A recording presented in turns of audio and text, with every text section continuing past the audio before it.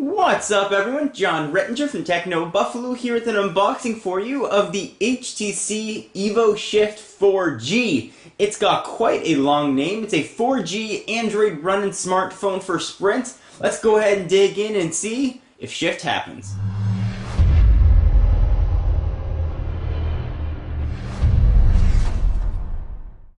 Alright, so this was sent right from the folks at Sprint. We are going to bring in a long-lost friend to help us. Senor Stabby, the big ol' knife, making a comeback. Go ahead and cut into this package, and you'll do the whole unboxing thing. We'll run through the specs, we'll talk about the price. We'll do, of course, some size comparisons.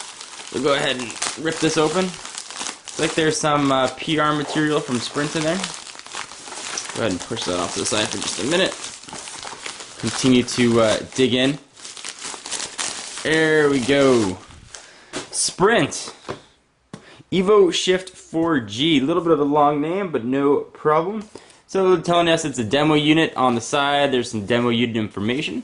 Here we've got what's in the box, but we're going to see what's in the box. There's a picture of it. We're going to run through all that business, Android experience, blah, blah, blah. Let's go ahead and open her up.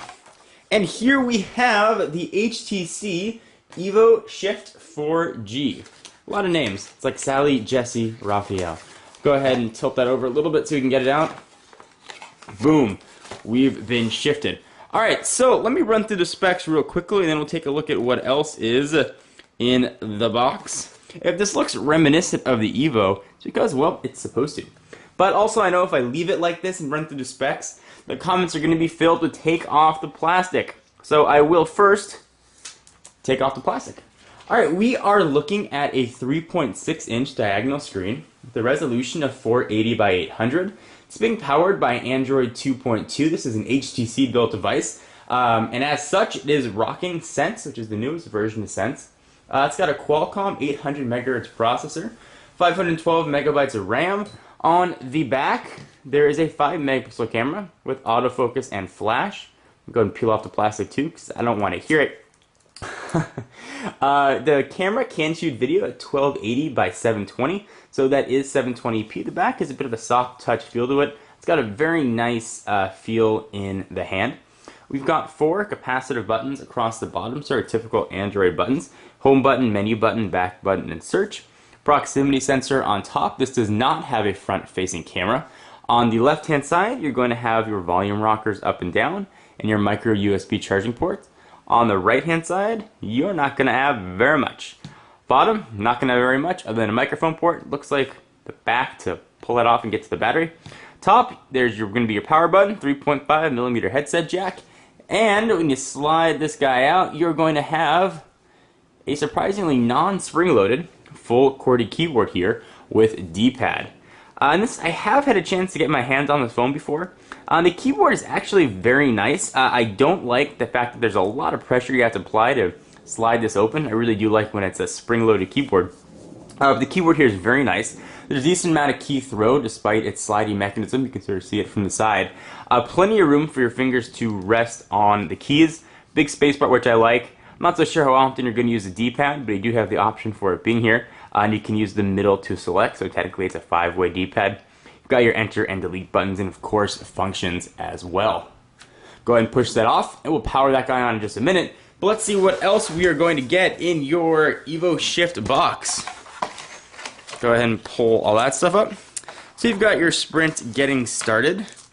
So we can go ahead and get started. You got a USB cable and a power. Pretty Spartan affair in here, but that's what you are going to get. And as the 4G name implies, this is a 4G phone, so it's going to be running on Sprint's WiMAX network. It looks like the battery is installed here, and the battery is going to be a 1500 milliamp hour battery.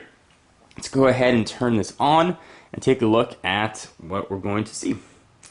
And I should mention the power button is a bit sort of recessed on an angle. I don't know if you can see that. So it's a little bit strange to get used to. If you use your thumb to hit it, you're going to have a very hard time. You're going to have to use actually your forefinger to get to that as well. Alright, so while this is booting up, let's do a quick size comparison. If you're looking for a Sprint 4G phone with a full QWERTY keyboard, chances are you're probably going to want to cross-shop this, or you will be cross-shopping with more of the flagship This is the Epic 4G, especially for a size comparison here. This is Sprint's Galaxy S device. Now it does have, of course, a full QWERTY keyboard, and it is using the Hummingbird processor, so it is going to be a bit faster. From a price standpoint, at least prices are always subject to change. Sprint right now is charging a very reasonable $149 for the Evo Shift 4G. Something to keep in mind, if you're price conscious, you're going to get a very capable, at least what appears to be on paper, very capable phone. It looks like it's going to be dying on us in just a minute. You can get a chance to see what this looks like. And here, I'm sure you guys have all seen Sense in the past. This is actually not the newest version of Sense. We've got that little paintbrush icon on the bottom right. You can customize different skins.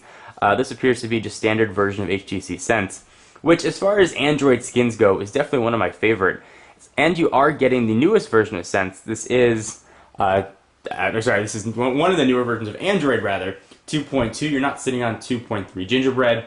The version of Sense that's on here is newer than other US released devices, but hopefully we'll see that newest version of Sense make its way to devices coming soon. That was a lot of stumbling. Alright, so here is the phone. It looks good. It feels nice in the hand. The capacitive buttons appear to work very well. The phone looks like it's really going to die on me.